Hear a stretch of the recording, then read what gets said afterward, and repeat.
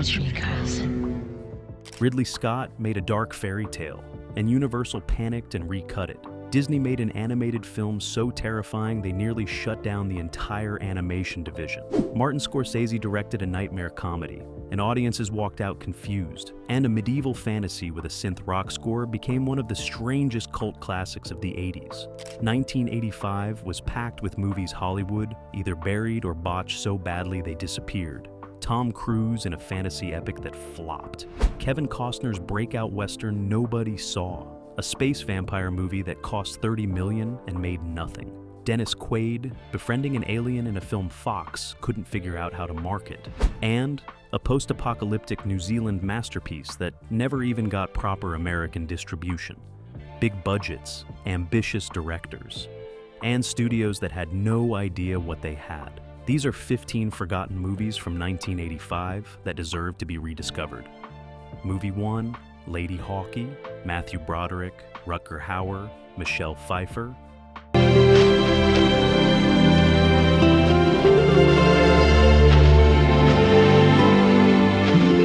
I believe, Lord, these are magical, unexplainable matters, and I beg you not to make me a part of them. Richard Donner made a medieval fantasy romance with a perfect cast in 1985. Matthew Broderick, Rutger Hauer, Michelle Pfeiffer, A Curse, star-crossed lovers, gorgeous Italian locations, and then someone decided to score the whole thing with synthesizers and prog rock. That decision turned Ladyhawke into one of the weirdest cult films of the decade. The story is simple. A bishop curses two lovers. By day, she's a hawk. By night, he's a wolf. They can never be together. Broderick plays a thief who helps them break the curse. It's romantic, it's adventurous, and the score by Andrew Powell sounds like it belongs in a Tron sequel, not a medieval epic. Warner Brothers spent $20 million on this. Donner shot on location in Italy. The production values are gorgeous. The cinematography is beautiful. Hauer and Pfeiffer have incredible chemistry, despite barely sharing screen time. And then that synth score kicks in and completely undercuts the tone. The film came out in April of '85 and died. Made maybe 18 million domestic. Critics were split. Roger Ebert gave it 3 stars, but said the music was bizarre. Variety called it a noble failure. Audiences just stayed away. Over the years, though, Ladyhawke found this weird cult following. People who grew up with it on HBO love it despite the insane score. Some people love it because of the insane score. It's become this divisive 80s artifact. Donner went on to make Lethal Weapon and became a huge action director. Pfeiffer and Hauer both had great careers. And Ladyhawke just sits there as this beautiful, strange fantasy film that could have been a classic if someone had just hired a normal composer. Warner Brothers has never really pushed it for rediscovery. It just exists. Movie 2, Legend, Tom Cruise.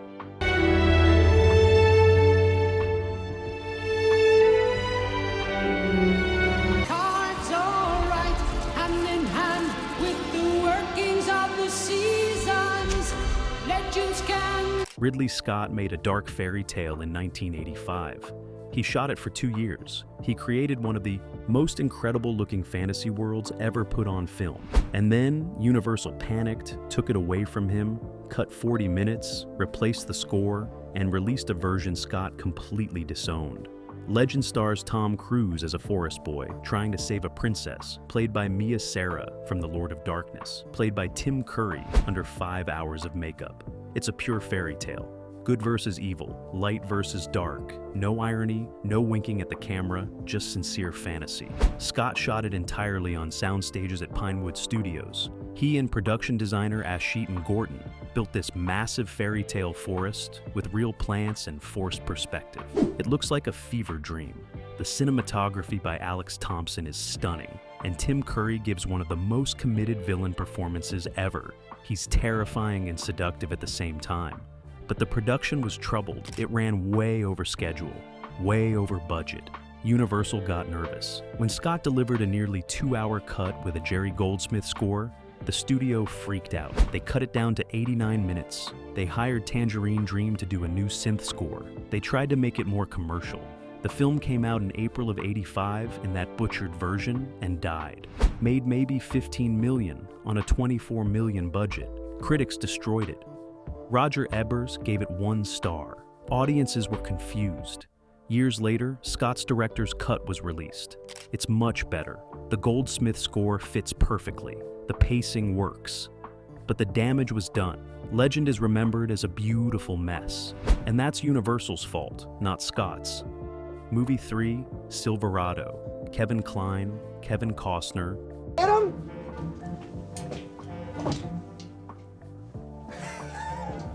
Thanks for giving me a hand. You're wearing my hat.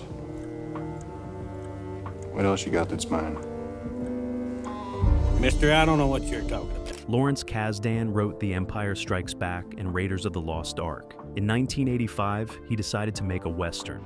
A big, fun, classical Western with gunfights and heroes and humor. Columbia gave him $26 million, and audiences completely ignored it. Silverado has an incredible cast. Kevin Kline, Scott Glenn, Kevin Costner in his breakout role, Danny Glover, John Cleese, Brian Dennehy, Linda Hunt, Jeff Goldblum. Everyone's playing archetypes: the noble gunfighter, the outlaw with a code, the corrupt sheriff. It's deliberately old-fashioned. Kasdan shot it in New Mexico with massive sets and practical stunts. The town of Silverado was built from scratch. The production values are huge. The cinematography by John Bailey is gorgeous. The score by Bruce Broughton sounds like classic Elmer Bernstein. The film is pure entertainment. There's multiple storylines that converge. Shootouts, horse chases, saloon fights. It's Kasdan trying to recapture the joy of the westerns he grew up watching. No revisionism, no darkness, just heroes being heroic. Columbia released it in July of '85, expecting a summer hit. Critics liked it. Roger Ebert gave it 3.5 stars. But the audience stayed away. The film made maybe $32 million domestic, on a $26 million budget that was barely breaking even. The problem was 1985 audiences didn't want westerns. The genre was dead. Young people weren't interested. Older audiences thought it looked too slick and modern. Kasdan went back to contemporary films. Costner became a massive star, and Silverado faded.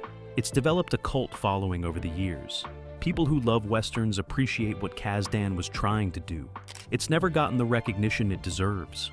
Just another western that came out 15 years too late. Movie 4, Enemy Mine, Dennis Quaid, Louis Gossett Jr.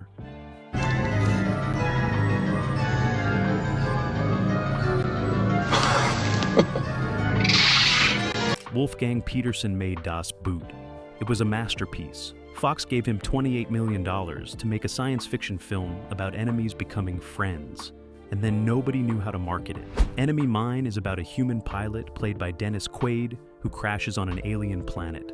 He's stranded with an alien enemy played by Louis Gossett Jr. under heavy makeup. They hate each other. They try to kill each other, but slowly they become friends and learn to survive together.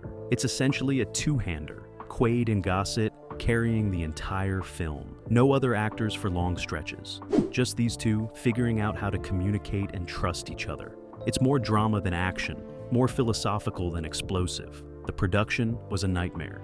Petersen started shooting in Budapest. Fox fired him mid-production because of cost overruns. They brought in Richard Longcrane to finish. Then they brought Petersen back to reshoot the ending. The whole thing took years. The makeup on Gossett is incredible. Chris Wallace designed it, and it won an Oscar nomination. Gossett gives a real performance under all that latex. You can see emotion. You believe this alien. Fox released it in December of '85 with no idea how to sell it. It's not an action film. It's not really a sci-fi adventure.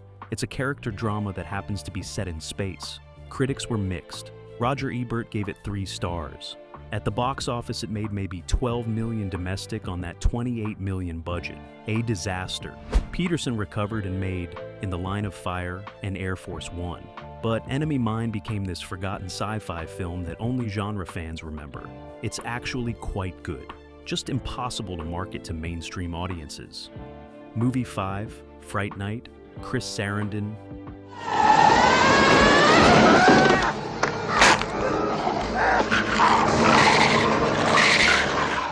Tom Holland wrote and directed a vampire film in 1985 that's actually smart and scary and funny. Columbia released it in August, and it did okay business. But it got dismissed as just another teen horror movie, and everyone forgot about it. Fright Night is about a teenager played by William Ragsdale, who realizes his neighbor is a vampire. Chris Sarandon plays the vampire, and he's legitimately terrifying. Not campy, not over the top, just charming and dangerous. The kid tries to get help from a washed-up horror host played by Roddy McDowell. The script is clever. It's aware of vampire mythology and plays with it. Holland knows horror. He'd written Psycho 2. He understands how to build suspense. The film is genuinely scary in parts, but also has humor. McDowell is fantastic as this has-been actor who has to become a real vampire hunter. The effects by Richard Edlund are incredible. This is all practical. Melting vampires, transformations. It's disgusting and beautiful. The makeup is top tier. Amanda Bears plays the girlfriend who gets turned, and her vampire transformation is nightmare fuel.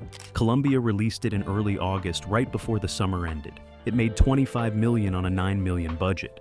That's actually a hit, but the studio treated it like a disposable teen horror movie. They didn't push it for awards. They barely promoted it after the first few weeks. Holland went on to direct Child's Play. Sarandon had a great career.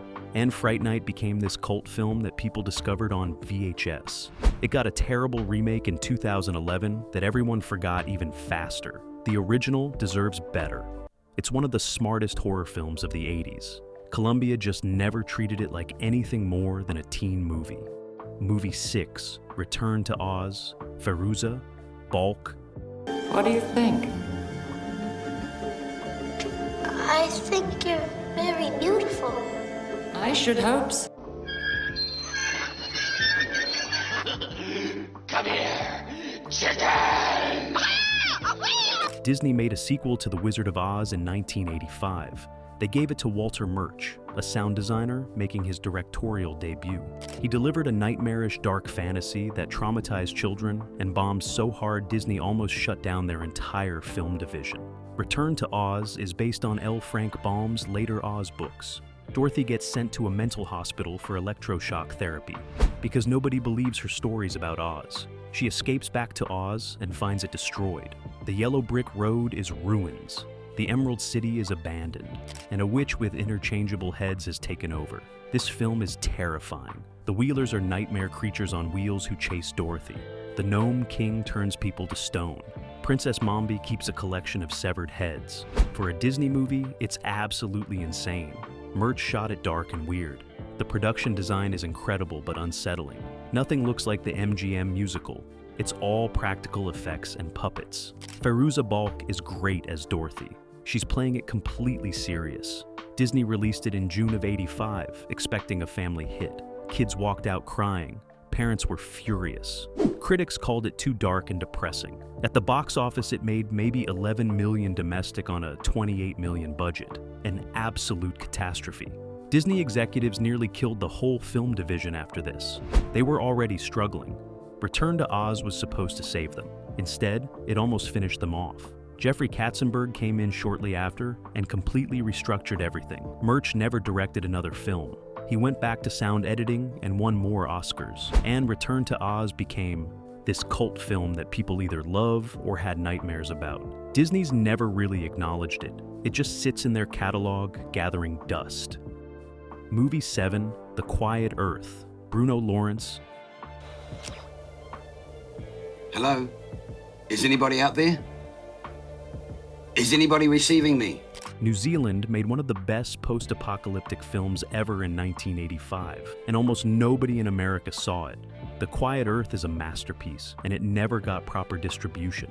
Bruno Lawrence plays a scientist who wakes up one morning and everyone on Earth is gone, just vanished. He's completely alone. The first 40 minutes are just him wandering through an empty city trying to figure out what happened. It's eerie and mesmerizing. Eventually, he finds two other survivors, a woman and a man. The three of them form this uneasy alliance, but the film is really about isolation and guilt. Lawrence's character realizes he may be responsible for whatever experiment made everyone disappear. Jeff Murphy directed it on a tiny budget, maybe $1 million New Zealand dollars. They shot in actual abandoned locations. The empty city scenes are haunting. There's no special effects, just empty streets and buildings. The silence is deafening. The film builds to this incredible ending that people still debate. It's ambiguous and weird and perfect. Lawrence gives an incredible performance. He carries the film completely. The Quiet Earth played some festivals and got limited American distribution, maybe a few art house theaters. It made almost nothing in the States. Critics who saw it loved it. Roger Ebert gave it 3.5 stars, but most people never heard of it. It's been rediscovered over the years by sci-fi fans. It shows up on lists of great post-apocalyptic films, but it's never gotten a big restoration or proper release. It's just this forgotten New Zealand gem. Bruno Lawrence died in 1995. He never got the recognition he deserved, and The Quiet Earth remains criminally underseen. If you can find it, watch it. It's genuinely great. Movie 8, The Mean Season, Kurt Russell. Because it was me. I killed her. Who is this? 1.25, 133, 0.55, 1 order free. Kurt Russell played a crime reporter covering a serial killer in a thriller that Orion released in February of '85 and immediately buried. The Mean Season is actually a solid film that got lost in the shuffle.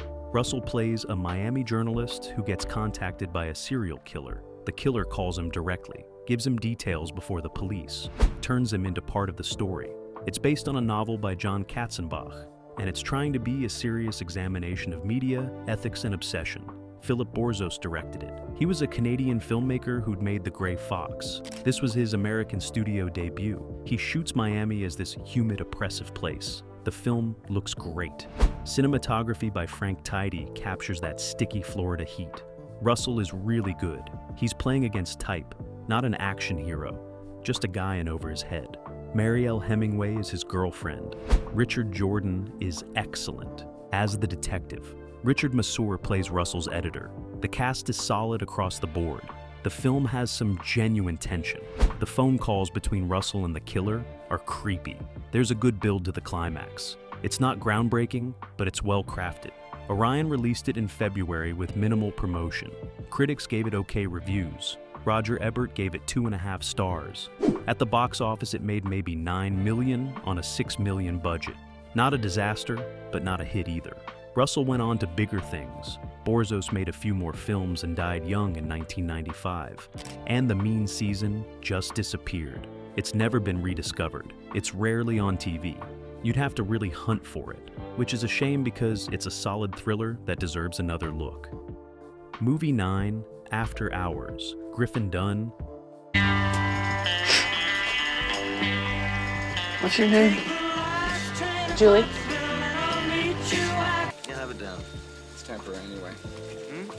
I said it's temporary anyway. I do not intend to be stuck doing this for the rest of my life.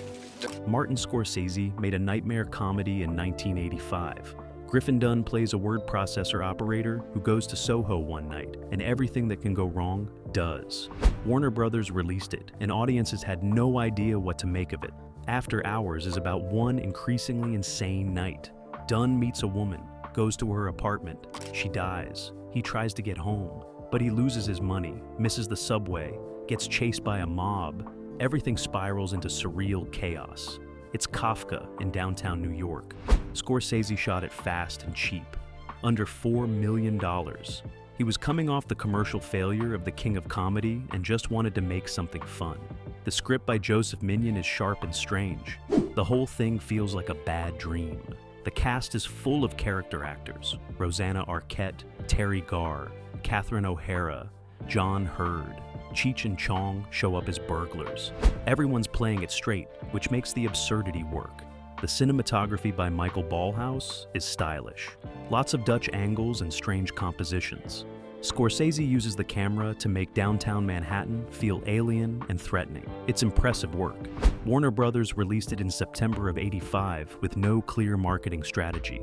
Is it a comedy? Is it a thriller? Critics loved it. Scorsese won Best Director at Cannes, but at the box office it made maybe $11 million domestic for a Scorsese film that was disappointing.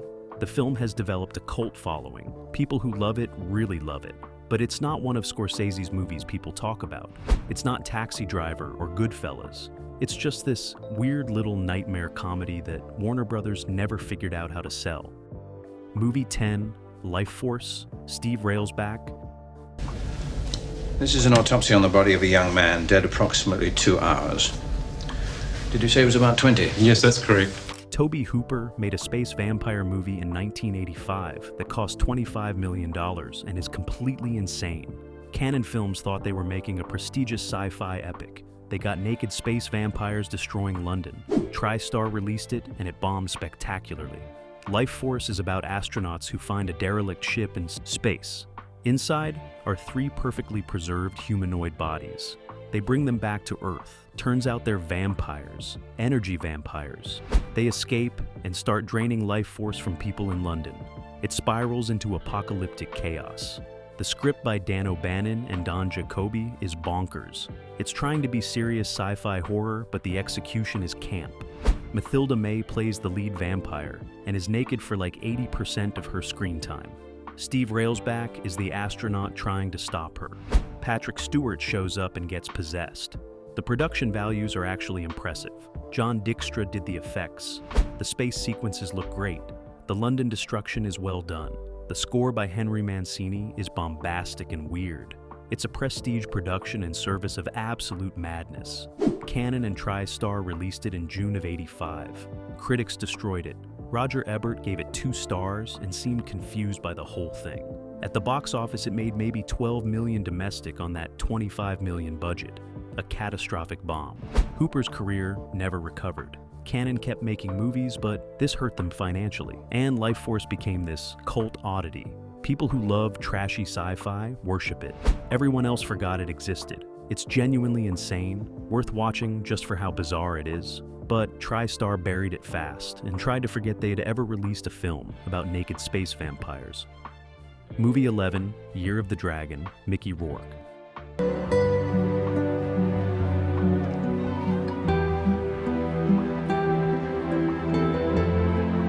Michael Cimino directed his first film since Heaven's Gate destroyed his career. He made a violent crime drama about Chinese gangs in New York with Mickey Rourke. And MGM released it into a firestorm of controversy that killed any chance it had. Year of the Dragon is about a racist white cop played by Rourke who's obsessed with taking down Chinese organized crime in Chinatown. He's brutal, he's violent, he doesn't care about collateral damage. John Lone plays the gang leader he's hunting. It's 2 men destroying everything around them. Oliver Stone co-wrote the script with Cimino. It's deliberately provocative. Cimino wanted to make a film about obsession and racism, but the way he depicted Asian Americans caused massive protests. Community groups picketed theaters. They accused the film of perpetuating stereotypes. The film is beautifully shot. Alex Thompson's cinematography is stunning. The action sequences are brutal and well staged. Rourke and Lone are both excellent. Ariane Koizumi plays a journalist caught between them. MGM released it in August of '85 into this controversy. Asian American groups were furious. Critics were divided. Some praised the filmmaking. Others called it racist. Roger Ebert gave it 3.5 stars. At the box office, it made maybe $18 million on a $24 million budget, a flop. Cimino's career was basically over after this. He made a few more films, but nothing worked. Rourke stayed hot for a few more years, and Year of the Dragon disappeared. It's never been properly reassessed. The controversy overshadowed everything. The film is actually complex about race and violence, but the protests and bad timing buried it. MGM never pushed it for rediscovery. It just sits there as Cimino's forgotten follow-up to his biggest disaster. Movie 12, Target, Gene Hackman, Matt Dillon.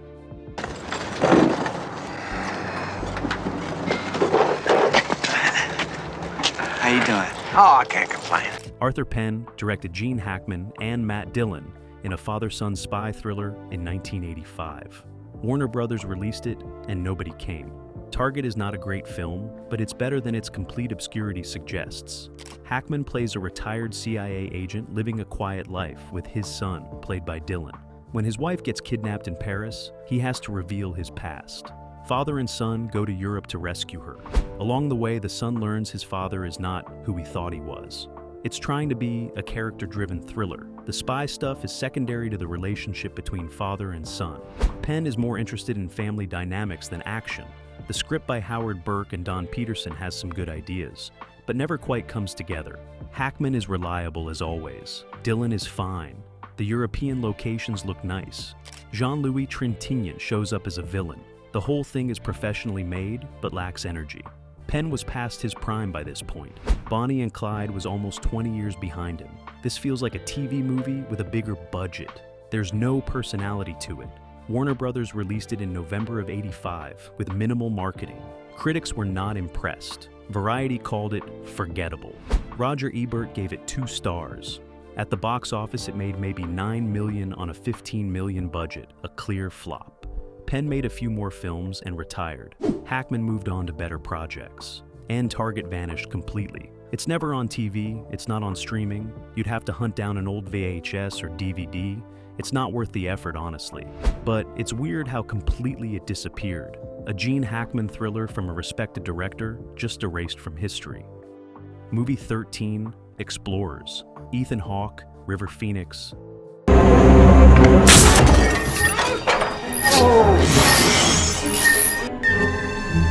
We had something to sit in. Well, what is it? Jeez. You know, Ben, you were such an obsessive person, and that drives me crazy.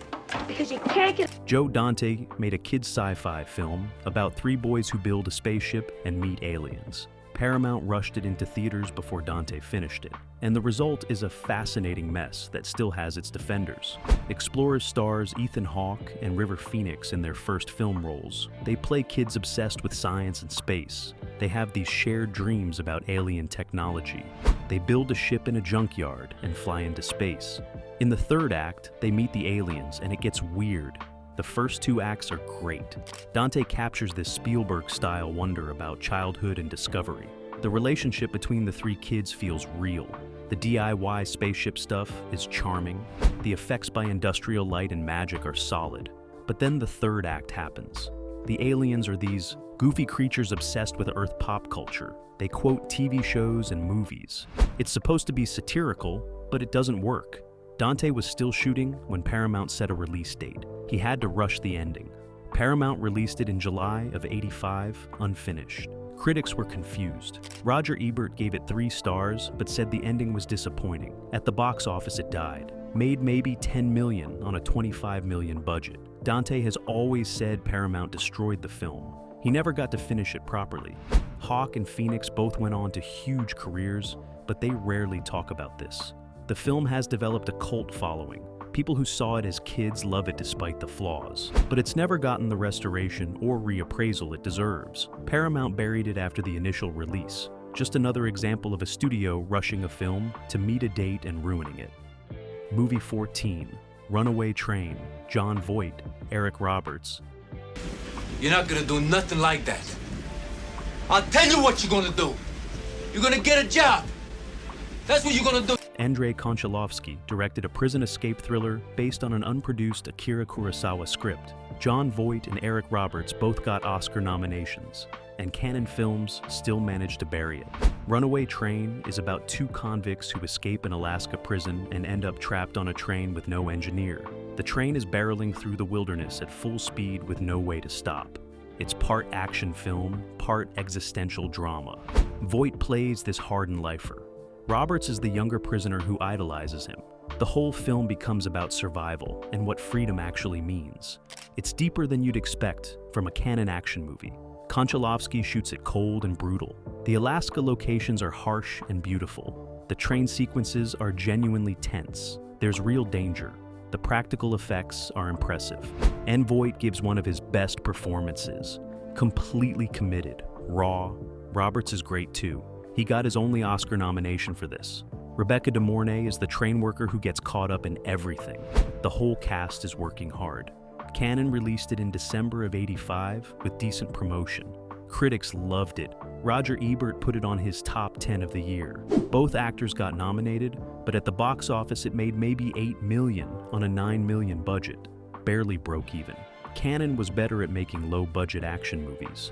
They didn't know how to market a prestige thriller. The film got buried despite the nominations and great reviews. It's been rediscovered by film fans over the years, but it's still not widely known. Most people have never heard of it. That's a shame because Runaway Train is genuinely powerful, one of the best films canon ever released. Movie 15, The Black Cauldron, animated.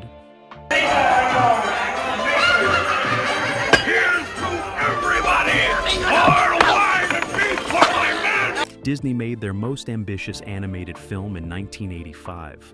They spent 8 years and over $40 million on it, and it bombed so hard, the new management almost shut down the entire animation division. The Black Cauldron is based on Lloyd Alexander's fantasy novels. It's about a young pig keeper who has to stop an evil king from getting a magical cauldron that can raise an army of the dead. It's dark, really dark. There's genuine horror imagery, skeletons, death, scary stuff for Disney. The film was in production for years. Multiple directors worked on it. The animation is beautiful, but the story is a mess. Characters are introduced and abandoned. The pacing is off. The tone is all over the place. It tries to be Lord of the Rings for kids and fails.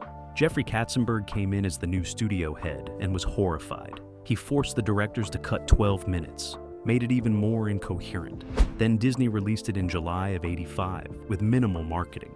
They knew it was a disaster. Critics hated it. Roger Ebert gave it 3 stars, but most reviews were brutal.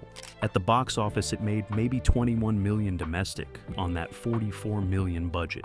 An absolute catastrophe. The biggest bomb in Disney animation history. The film almost killed Disney animation. Katzenberg seriously considered shutting the whole division down. It took The Little Mermaid 4 years later to save them. The Black Cauldron has never been properly released. Disney doesn't promote it. It's not part of their animated classics line. They're embarrassed by it. Kids who saw it were traumatized. Parents were angry. It's worth watching as a fascinating failure, but Disney has buried it as deeply as possible, and honestly, they're probably right to. Ridley Scott made a dark fairy tale, and Universal panicked and recut it. Disney made an animated film so terrifying they nearly shut down the entire animation division. Martin Scorsese directed a nightmare comedy, and audiences walked out confused. And a medieval fantasy with a synth rock score became one of the strangest cult classics of the 80s. These were 15 forgotten movies from 1985 that deserve better. Tom Cruise in a fantasy epic Universal, destroyed. Kevin Costner's breakout western nobody saw. Space vampires, serial killers, post-apocalyptic New Zealand, and 3 kids building a spaceship in a film Paramount rushed to theaters unfinished. Some of these are genuinely great, some are fascinating failures, but all of them got buried by studios who either didn't know what they had or panicked and destroyed them. 1985 was full of ambitious movies Hollywood forgot about, and these are the ones worth rediscovering.